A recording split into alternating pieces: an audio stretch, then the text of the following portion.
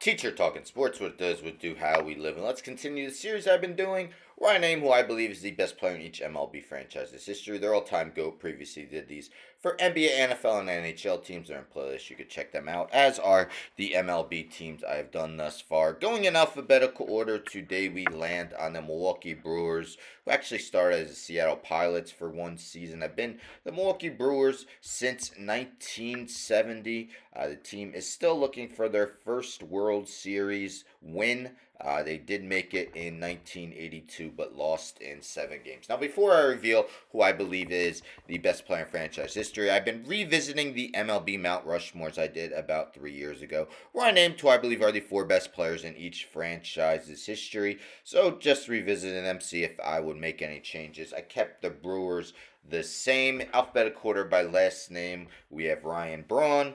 Was the MVP in 2011. Also had MVP finishes of second and third with Milwaukee. Cecil Cooper. Cooper was named to 5 All-Star teams with Milwaukee. Won 2 Gold Gloves as well as 3 Silver Sluggers. Paul Molitor played 15 seasons with the Brew Crew, had 2,281 hits and 412 stolen bases. And Robin Yount, who played all 20 of his seasons with the Brewers, was named the MVP in both 1982 and 1989. Some honorable mentions for the Brewers include Don Money, Teddy Higuera, Ben Sheets, Chris Bosio, Don Plesac, Jeff Cirillo, George Scott, Ben Ogilvy, and Prince Fielder. I'll take a look at the active roster at the end, decide if anyone has a chance to overtake the GOAT, make the Mount Rushmore be an honorable mention. But in the end, the best player in franchise history is the great Robin Yount. Played much of his career, well, the beginning part of his career as a shortstop, ended his career mostly as a center fielder. As I mentioned, played all 20 seasons with the Brewers, spanning from 1974 to 1993. Two-time MVP, also won a Gold Glove and 3 Silver Sluggers while with the Brewers. Awesome career. Let's take a look at his season by season numbers via his baseball reference. So, career hit 285 with 3,142 hits, 1,632 runs scored, 583 doubles, 126 triples, 251 homers, 1,406 RBIs, and 271 stolen bases. That 1982 season, he led the NL, they were in the AL back then, in hits, doubles, slugging percentage, and OPS. Twice led the league in doubles, twice in triples. He had 3 seasons where he totaled more than 100 RBIs. Also had 5 seasons where he had at least 100 runs. Another season with 99. Had 4 seasons where he hit at least 20 homers. Career best 29 coming in 1982. Consistently stole double-digit bases throughout his career. Numerous seasons where he batted over 300, including 4 straight seasons from 1986 to 1989. Was a part of that World Series team, and in that postseason, 12 games, batted 356 with 7 walks to just 2 strikeouts. As I mentioned, unfortunately, they couldn't win it all.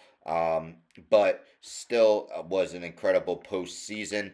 They lost to the Cardinals in the World Series. As I mentioned, he played his whole career with the Brewers. All time, he ranks 17th in games played, 40th in runs, 21st in hits, 22nd in doubles, 77th in RBIs. Yount was inducted into the Hall of Fame on first ballot in 1999. Robin Yount, to me, wasn't too difficult of a choice. He is the best player in Brewers franchise history. But let me know in the comments if you agree or disagree. Do you agree with the Mount Rushmore? As I mentioned, with all of these, I take a look at the active roster, decide if anyone has a chance to overtake the GOAT, make the Mount Rushmore be an honorable mention. I think the first guy, and he would be an honorable mention already, would be Christian Yelich. Yelich Won MVP in 2018, runner-up in 2019, won batting titles both years. Had a couple down years. Has played well the past 2 years, although he got hurt last year and appeared in just 73 games. I think with maybe two, maybe three more healthy seasons where he produces, he could probably overtake Cecil Cooper on the Mount Rushmore. They have a couple of young, talented players led by Jackson Chourio, the outfielder. Probably going to finish third in NL Rookie of the Year after hitting 275 with 21 homers and 22 steals. He is just 20 years old. A guy like Bryce Terrain, one of the best defensive second baseman in the game, showed much better offense this past year. Willie Adames is a free agent. Not many people expect him to re-sign, so it would probably be difficult for him to, eventually be even an honorable mention. Just 4 seasons with the team. But a guy like William Contreras, I believe, has a Silver Slugger at catcher. Both of his seasons with the Brewers, potential future, at least honorable mention guy. But those are a few. We will see again if Yelich can stay healthy and maybe eventually overtake Cooper on the Mount Rushmore, but he's not going to overtake Yount as the franchise's best player ever. But stay tuned for tomorrow. I will be doing the Minnesota Twins. Anyhow, don't forget to subscribe. Tell a friend, tell a friend, tell a friend to subscribe. Like the video, share the video, hit the bell for notifications. I'm out.